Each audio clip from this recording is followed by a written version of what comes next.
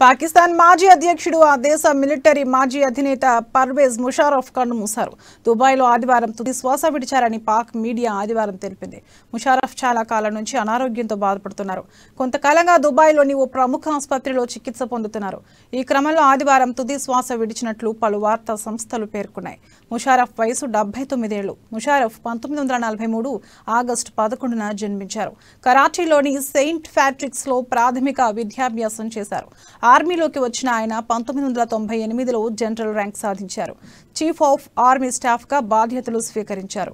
1999లో పాక్ ప్రభుత్వాన్ని మిలిటరీ ఆధీనంలోకి తీసుకోగా పర్వేజ్ దేశాధ్యక్షుడయ్యారు. 2001 నుంచి 2008 వరకు పాక్ అధ్యక్షుడిగా పనిచేశారు.